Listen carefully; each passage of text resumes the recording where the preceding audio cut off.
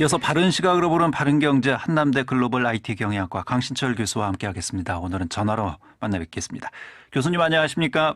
예, 안녕하세요. 예, 저희가 지난주에 그 증화 부동산세 관련해서 좀 살펴봤잖아요. 그래서 뭐 예, 언론들의 보도 행태에 대해서 좀 지적을 해봤습니다만 몇 가지 또 관련된 뉴스들이 있어서 그 뉴스를 중심으로 해서 좀 사실관계를 살펴봐야 될 것 같습니다. 네. 엉터리 기사가 상당히 많은데 좀 예, 심한 것만 골라봤습니다. 디지털 타임스에 난 기사인데요. 예, 1주택자 종부세 부담 낮춰달라. 50대 은퇴 고령자의 절규라고 이제 제목을 뽑았고요. 예, 50대 후반 은퇴자라는 한 청원자가 1998년 IMF 위기와 2008년 리먼 사태를 겪는 동안에도 묵묵히 견뎌준 아내에게 2009년에 집을 살 때 공동명의를 해줬다 이렇게 소개를 하고요. 예, 그는 올해 종부세가 작년보다 2배 나왔다. 내년부터는 매년 1배씩 오를 거다고 하더라. 은퇴해서 소득도 없고 자녀들 결혼도 시켜야 하는데 재산세, 종부세 낼 돈을 노후자금으로 준비해둔 돈에서 꺼내야 한다. 예, 공동명의라서 종부세 감면 혜택도 받지 못하는데 몇 년 지나면 종부세가 수천만 원 단위가 된다고 예. 하더라. 도저히 이 돈을 낼 자신도 없고 사는 집을 팔아야 하는데 수십 년 살던 동네를 떠날 엄두도 안 난다. 이렇게 예. 은퇴자의 말을 인용해서 기사를 썼습니다. 예, 뭐 사연만 들어보면 상당히 좀 억울한 감정이 담겨져 있는 그런 사연이거든요. 네. 예, 부당하다 뭐 이런 사연인데 뭐 언론들은 어떻게 이런 사연들을 잘 찾아내는지 그것도 참 신기하긴 합니다만 예. 근데 여기서 뭐 팩트 체크 해봐야 될 사안들이 좀 있지 않습니까? 예, 우선 이 기사는 현재 아파트 가격이 얼마고 작년에는 종부세를 얼마 냈는데 올해 과표가 세율이 얼마나 상승해서 종부세를 올해 얼마나 해야 되는지 구체적으로 수치를 제시하지 않고 그냥 카더라식의 내용만 전달을 하고 있고요. 예, 기사를 제보한 은퇴자라는 사람이 한 말에도 오류가 많습니다. 우선 예, 내년부터 종부세가 매년 배가 오른다는 것은 말이 안 되는데요. 예, 종부세 계산기로 실제 계산을 해봤습니다. 음, 그래서 공동명의로 되어 있기 때문에 12억까지는 그러니까 12억 원까지는 종부세가 없고요. 예, 1세대 1주택자이면서 공동명의라면은 18억 원까지도 종부세가 면제됩니다. 예. 이거 공시지가를 말씀하시는 거죠? 공시가를 그렇죠. 예, 공시가를 기준으로 해서 예, 예. 예, 작년에 종부세를 냈다면은 주택 공시가격이 예를 들어서 20억 원 정도 했다고 가정을 하고 예, 계산을 하면은 22만 1천 원 냈을 겁니다. 그러니까 작년보다 집값이 5%, 즉 1억 원이 올랐다고 가정을 하고 올해 종부세를 계산하면은 35만 6천 원이 나오죠. 예, 그러니까 이제 1.6배가 오르게 되는데요. 그건 집값이 올라서 그런 거지 세율이 그렇게 올라서 늘어난 금액은 아닙니다. 그렇죠. 만약 집값이 그대로였다면은 11,000원밖에 안 오르거든요. 예, 실제 세금은 이전 연도의 150%, 즉 33만 원만 내면 됩니다.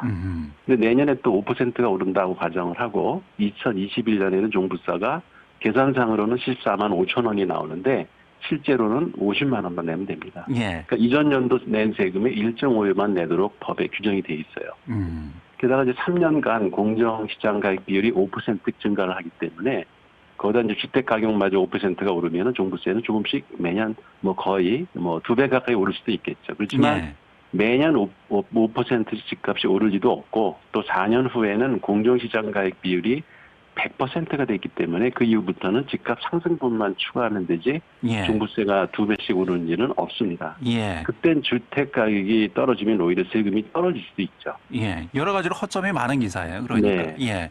그리고 종부세 올랐다고 해서 종부세 오른 이유가 세율만 오른 것이 아니라 집값이 올랐기 때문에 또 세금이 올라간 거 아니겠습니까?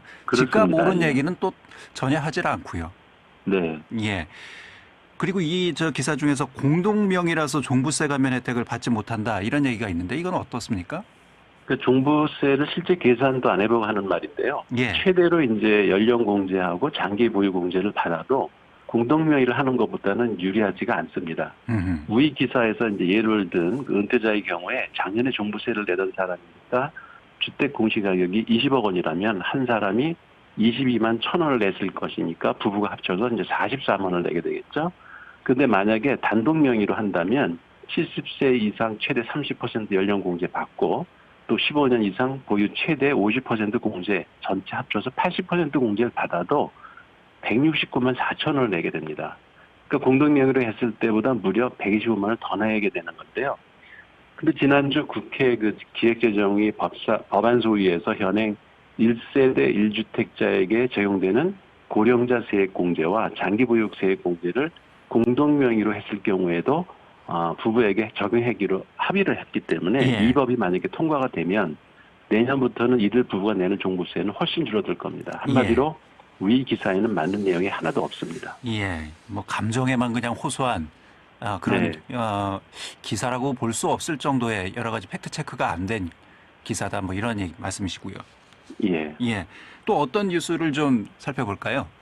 그 조선일보 기사인데요. 정부 말믿고 임대사업 돌아온 건 세금 지옥 이렇게 이제 타이틀을 치고요. 50대 부부의 눈물이라는 제목이 나오는데요. 33년간 부부가 매일 밤 11시까지 화장품 장사로 모은 8억 원을 정부 말만 믿고 주택임대 사업에 투자했습니다.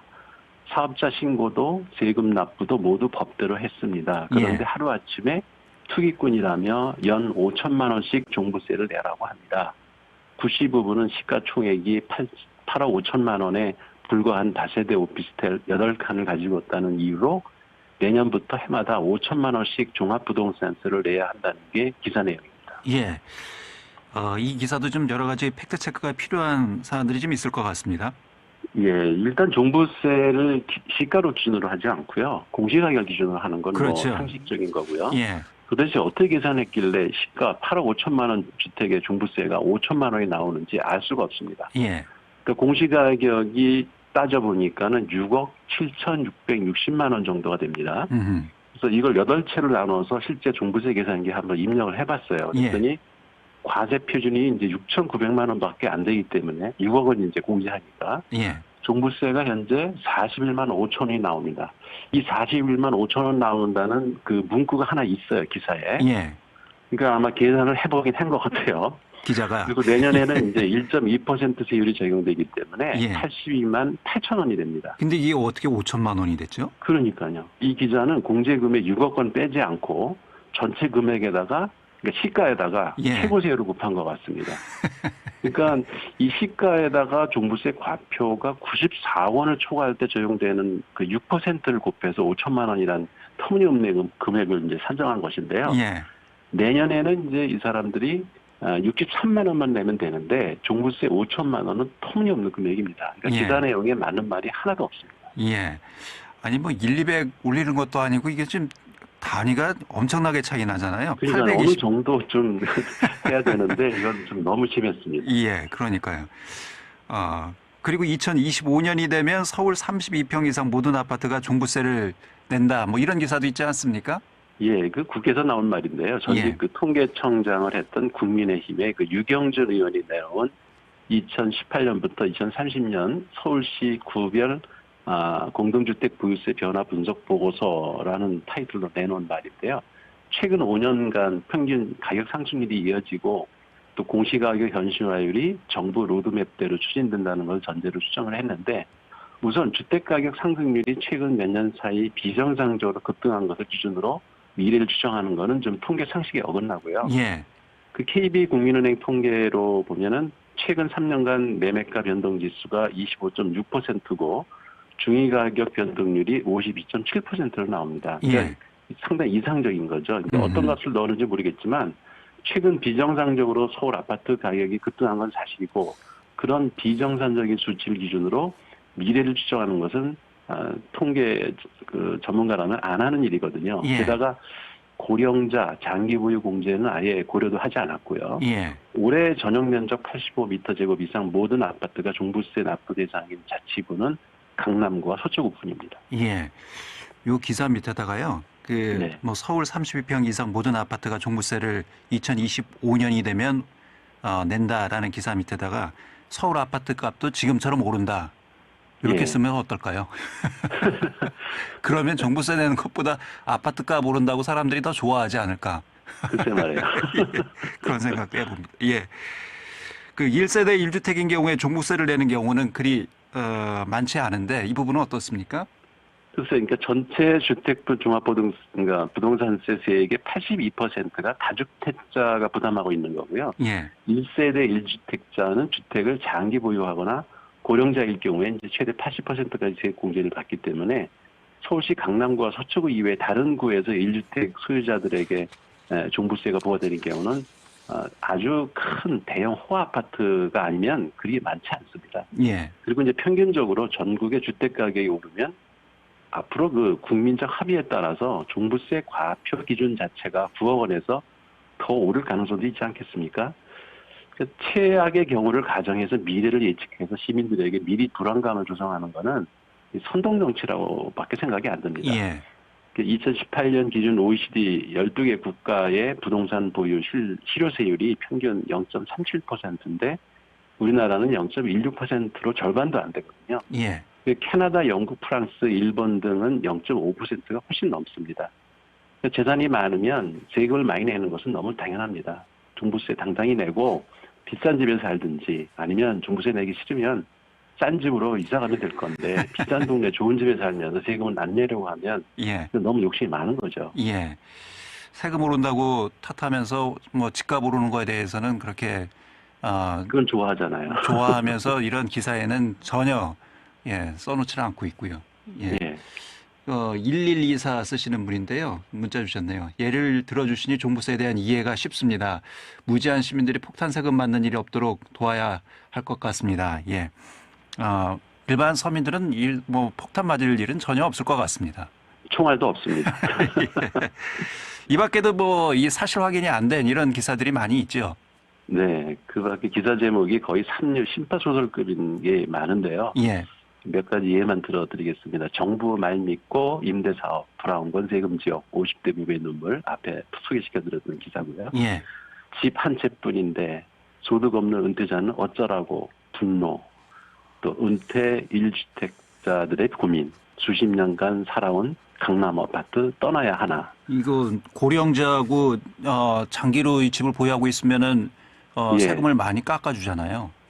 주로 이제 지금 기사에 등장하는 인물들이 이제 은퇴자, 예. 그러니까 젊은 사람들은 거의 해당이 안 되고, 그러니까 예. 오랫동안 살았던 사람들, 이런 사람들이 이제 좀 나앉게 생겼다, 어디로 가야 되나, 눈물, 이런 표현들을 써가면서 감정에만 호소하지 들어가 보면은 내용은 거의 다 거짓말들입니다. 예.